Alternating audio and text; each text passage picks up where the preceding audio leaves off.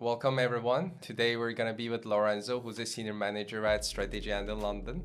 And given his expertise and how many projects he's led, I thought he's a great partner today to talk more about what kind of projects that you might be working on as you join consulting. Let's get started.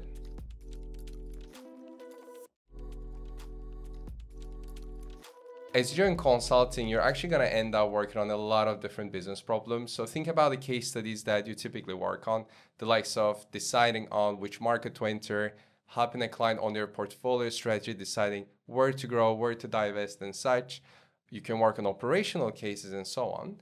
And today we want to give you a quick glimpse around two different case types that you can work on. I will walk you through a digital transformation project that I worked on at BCG and how it was structured. And Lorenzo, what are you going to talk about today? So I'm going to walk you guys through a typical buy-side commercial due diligence project. Perfect. Shall we start with you then? Yeah, let's do that. In a typical buy-side project, this is a project that is typically 2 to 4 weeks long, naturally very tight timelines to get everything done. So it's very important to have a real structure to the case. So in terms of how I would think about it, I would say there are three main aspects to delivering a commercial due diligence project. So you have the first phase, which is a ramp-up stage. You then have what I like to call a research and analysis phase.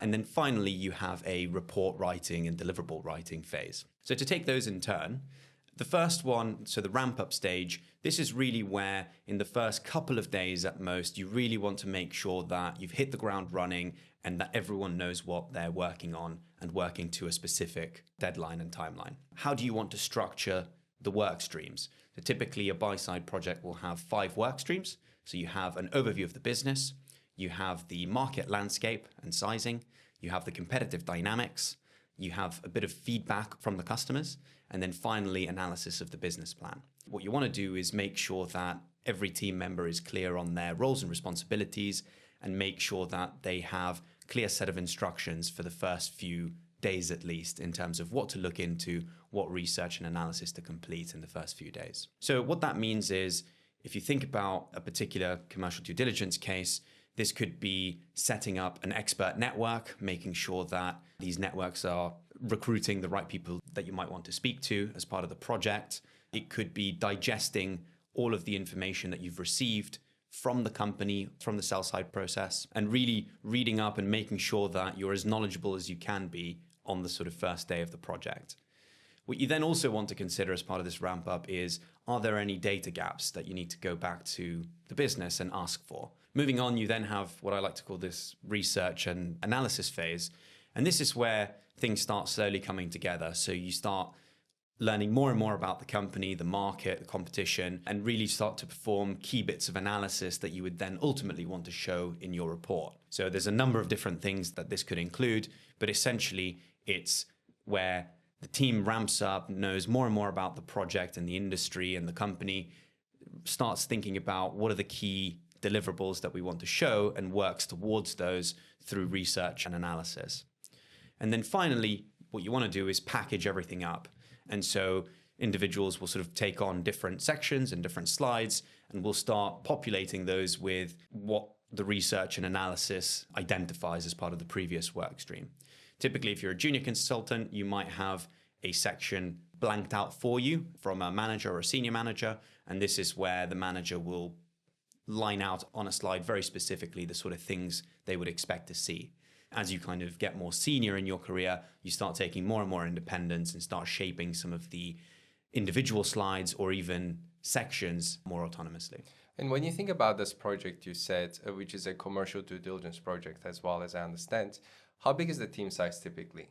So this can vary. It really depends on the scope of the project and the asset we're looking at. So sometimes you're looking at a company that operates in 10 different markets and has 10 different products, in which case you might expect a slightly larger team, which could be 6 to 8 individuals, for example. And then you might have on the other extreme a company that is located in a single geography, has one particular product or service. And in those kind of cases, I would expect the team to be a lot leaner, somewhere around sort of 3 or 4 individuals. Okay. When you think about a project that is that short, how often do you meet with your clients? Again, it's really ad hoc and it depends on the client and sometimes the partner preferences as well. Typically, on a buy-side project, you might have one interim update, given it's only a 2 to 4 week project anyway. There's only so much you can update someone at the end of week one.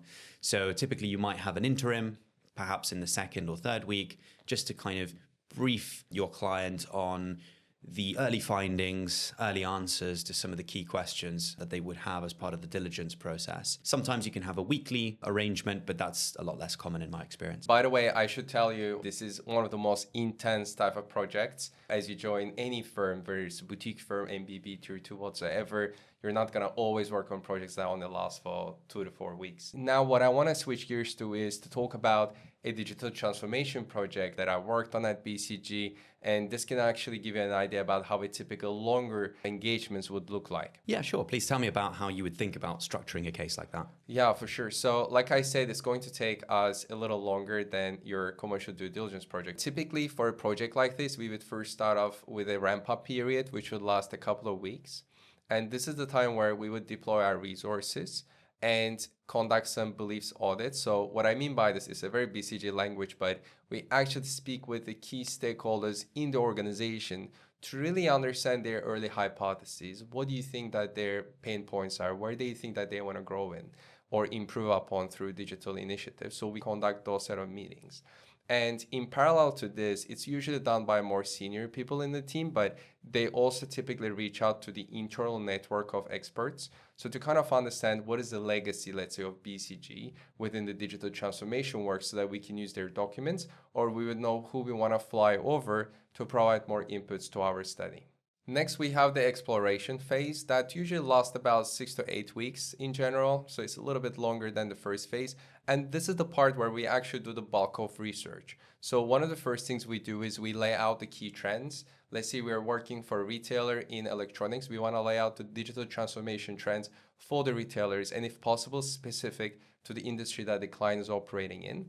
So there goes a lot of different, primary calls we do with experts. We do a lot of secondary research as well, just desktop research and so on to really understand what are the key trends for this particular client in the industry.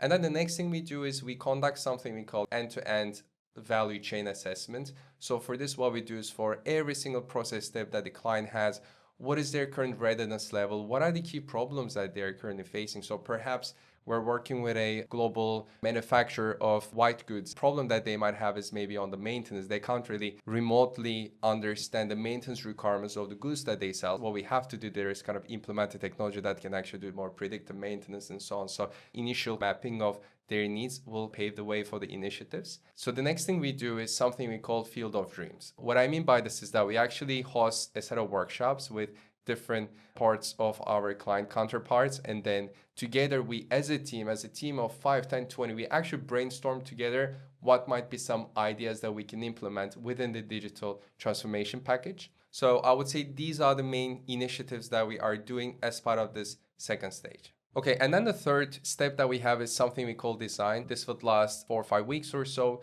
Now this is the time for us to kind of shortlist those initiatives. We run it through our internal team. We assess their impact.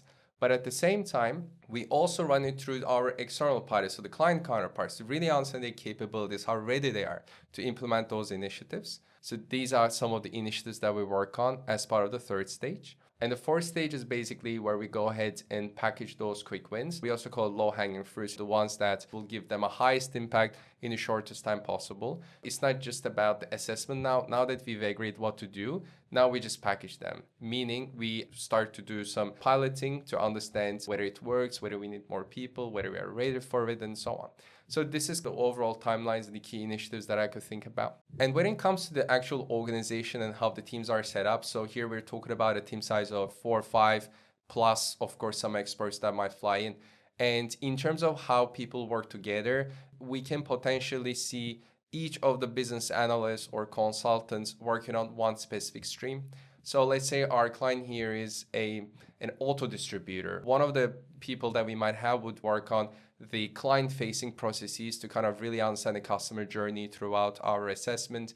The second person might be working more on the back-end related initiatives, so maybe it's around the ERP or manufacturing supply chain related things. The third person perhaps might be working with the dealers and really understand the dealer journey.